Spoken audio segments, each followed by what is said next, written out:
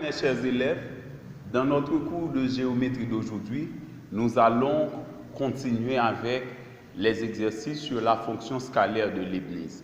Ok, donc, comme dans la définition, on a vu deux principaux cas de la fonction scalaire de Leibniz. C'est le cas où la somme des coefficients est nulle, le cas où la somme des coefficients n'est pas nulle. Ok, on a résolu deux exercices au cas où la somme des coefficients est différente de 0. Eh bien, nous allons résoudre aujourd'hui dans notre cours un exercice où, dans la fonction scalaire de Leibniz, la somme des scalaires est nulle. Ok? Donc, voici l'exercice. Dans le plan affine euclidien P, on donne 3 points A, B et C non alignés, tels que AB carré égale à 29, AC carré égale à 5. Trouvez l'ensemble des points M du plan, tels que 2MA carré moins MB carré moins MC carré soit égal à 8. Ok, donc c'est cet exercice-là que nous allons résoudre dans notre cours d'aujourd'hui. Donc, d'ores et déjà, je réclame vos attentions. Ok, donc, si vous n'êtes pas encore abonné à mon channel YouTube, je vous prie de bien vouloir le faire. C'est Jimmy Devey, votre enseignant de maths compétent et expérimenté. Ok, maintenant, pour résoudre l'exercice, on dit qu'il y a 3 points non alignés. Ok, donc avec plus de précision, les 3 points non alignés veut dire qu'on a un triangle. Ok, donc un triangle tel que AB carré donne 29, donc à partir de AB carré égale à 29 et AC carré égale à 5, eh bien je donne une figure approximative. Donc la figure approximative ici que je donne n'est pas une figure normale parce qu'on devrait avoir toutes les informations pour pouvoir tracer une vraie figure. Donc même si on aurait les 3 côtés du triangle, ok, donc on pourrait peut-être varier la situation, voire on n'a pas les 3 côtés. Ok? Et bien par conséquent, nous pouvons dire dans ce cas, puisque AB carré donne 29, AC carré égale à 5, et bien nous donnons des côtés approximatifs pour AB et AC. Donc puisque AB carré donne 29 plus grand que AC carré, donc je fais AB plus long, le côté AB est plus long que celui de AC. Maintenant, pour relier ces deux côtés-là, je trace le côté BC. Mais le côté BC, l'auteur du texte n'a pas parlé à propos du côté BC. Mais l'objectif, c'est d'appliquer la fonction scalaire de Leibniz au cas que la somme des scalaires donne 0. Donc, c'est ça l'objectif. Ok, donc, les autres cas, les autres précisions ne sont peut-être pas importantes. Ok, donc c'est pourquoi nous travaillons ainsi. Ok, maintenant, nous dressons les autres données, c'est AB carré égale à 29, AC carré égale à 5. Maintenant, la relation qu'on donne, c'est 2MA carré moins MB carré moins MC carré égale à 8. Ok, donc, 2MA carré moins MB carré moins MC carré est égal à 8, veut dire que, ici, on a une fonction scalaire de Leibniz. Si nous appelons f de m, eh bien f de m donne 2MA carré moins MB carré moins MC carré. Eh bien, dans la fonction scalaire de Leibniz que nous appelons f de m, le premier scalaire, si nous l'appelons alpha 1 donne 2, et les deux autres, c'est moins 1. Alpha 2 égale à alpha 3 égale à moins 1. Eh bien, puisque la sommation de alpha i allant de 1 à 3 donne 2 moins 1 qui donne 0, eh bien, la règle suivant la fonction scalaire de Leibniz, lorsque la somme des scalaires est nulle, on dit que on peut fixer l'un des points, ok? On fixe l'un des points, ok? Et par la relation de Charles, on intègre ce point dans les autres cas. Ok, donc c'est ce qu'on fait ordinairement. Eh bien, donc, j'écris, alors on peut fixer l'un des points et l'intégrer dans les vecteurs A, MB et MC par la relation de Charles. Ok, donc, cela veut dire, on va fixer le des points. Ok, donc, suivant les données de l'énoncé, on a AB carré, on a AC carré, mais on n'a pas BC carré. Eh bien, on fait choix on fixe A. Donc, nous fixons A. Pourquoi? C'est parce que en fixant A, on va devoir intégrer A dans MB et dans MC. Avec MB, on va avoir MA plus AB. Eh bien, on va retrouver le côté AB. Et on va retrouver ici, en intégrant le point A dans MC, on va retrouver le côté AC. Eh bien, c'est pourquoi il est plus aisé de fixer le point A. Ok, mais on pourrait fixer n'importe quel point. Ok, mais c'est le point A, suivant les données de l'énoncé, c'est le point A qu'on doit fixer dans cet exercice. Parce qu'on ignore les informations sur le côté BC. Eh bien voilà, nous écrivons, puisque nous allons transformer MB carré, nous avons appris que, suivant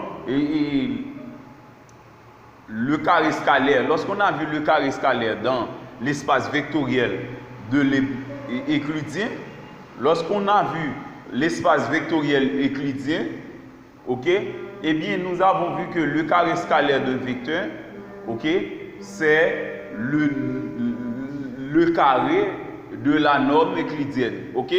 Donc, on pourrait dire ici, MB carré, c'est le vecteur MB au carré. Donc, c'est le module du vecteur MB au carré. Mais en développant ça au carré, donc, si on ne met pas module, on n'a pas commis d'erreur. Parce que avoir module de MB au carré, eh bien, on va devoir, avec l'exposant 2, eh bien, c'est comme si on avait parenthèse. Donc, c'est module de MC au carré. Donc, on pourrait mettre module de MB au carré, moins, ok, c'est moins module de MB au carré, moins module de MC au carré. Donc, mais ici, le module n'a plus d'importance parce qu'on a carré. Eh bien, si on met vecteur et parenthèse au carré, donc c'est encore la même chose. Ok, donc parce qu'on va pouvoir développer ça puis chasser les parenthèses. Donc c'est comme le module, et c'est comme si on avait parenthèse au lieu de même module. Eh bien, c'est pourquoi nous écrivons f de m est égal à 2m à carré moins mb au carré moins mc au carré. Maintenant, en faisant intégrer le point A dans les vecteurs MB et MC, eh bien, on a MA plus AB et ensuite MA plus AC. MA plus AB, MA plus AC, eh bien, donnent respectivement MB et MC. Donc, ce sont les vecteurs MB et MC que je transforme, ok, en intégrant les points A et B par la relation de Chaves, ok, dans les vecteurs. Donc, c'est en intégrant le point A, ok, dans les vecteurs MB et MC par la relation de Chaves, ok. J'intègre le point A dans les vecteurs MB et MC par la relation de Chaves. Maintenant, je développe MA plus M plus AB au carré, c'est le premier au carré qui donne MA carré, plus 2 fois le premier par le second, c'est 2MA par AB, plus le second au carré, le second c'est AB, ça donne AB carré. Lorsque c'est carré, donc les flèches n'ont plus d'importance et n'ont plus d'importance. Ok, lorsque c'est au carré, eh bien c'est pourquoi on a f de m égale à 2m à carré moins et on met m à carré plus 2m à point AB plus AB carré. Et maintenant dans cette partie, on a MA plus AC, on fait le premier au carré qui donne m à carré plus 2 fois le premier par le second, c'est 2MA par AC plus le second au carré qui donne AC carré. Ok, donc maintenant nous prenons le soin avec f de m qui donne cette expression, nous allons chasser les parenthèses. Eh bien, c'est pourquoi f de m donne 2MA carré moins MA carré moins 2MA point AB moins AB carré moins MA carré moins 2MA point AC moins AC carré. Ok, donc ça c'est l'expression de f de m, l'expression développée. Maintenant, nous avons 2MA carré moins MA carré, ça donne MA carré. Et il y a également ici moins MA carré, mais ça donne 0. Donc, puisque c'est un scalaire, on dit 0. Si c'était des vecteurs, on dirait vecteur nul. Mais ici, les carrés scalaires donnent toujours des réels positifs.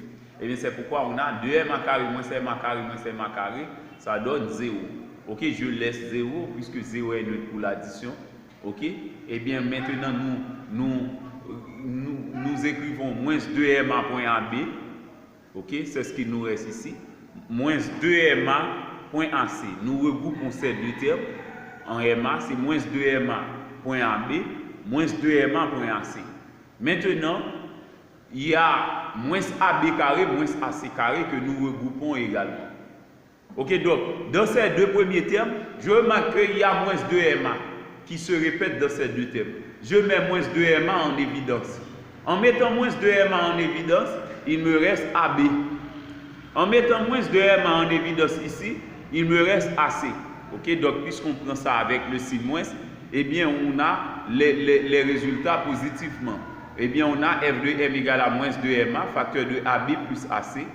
Et puisque par hypothèse, AB carré était égal à 29 et AC carré égale à C, alors on remplace AB carré et AC carré par leurs valeurs respectives.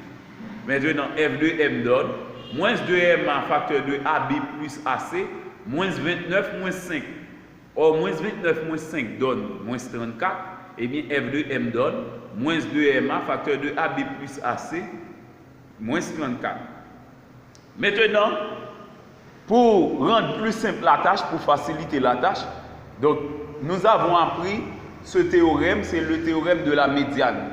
Ok, donc, si nous supposons que le côté BC a pour milieu I, ok, soit I le milieu de BC, soit I milieu de BC.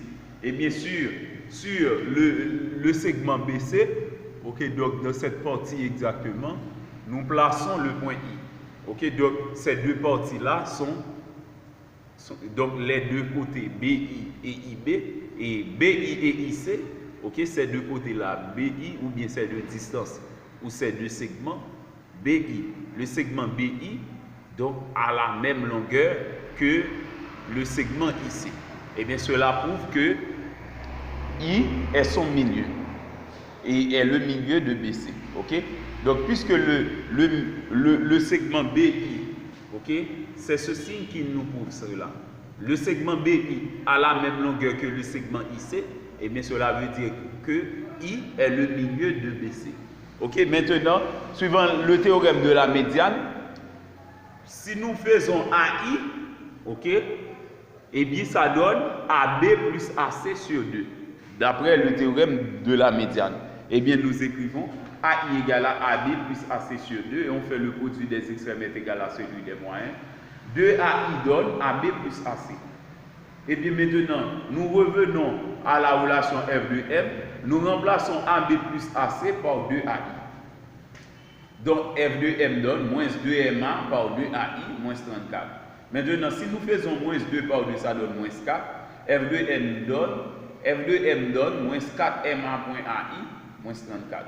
Ok, ça c'est l'expression de f de m. Maintenant, l'expression que nous appelions f de m, c'était 2ma carré moins mb carré moins mc carré. Or, par hypothèse, 2ma carré moins mb carré moins mc carré était égal à 8. Eh bien, puisque nous trouvons f de m qui est l'expression de m carré moins mb carré moins mc carré, on trouve une autre expression de f de m, c'est moins 4ma point ai moins 34. Eh bien, nous pouvons poser cette expression de f de m égale à 8.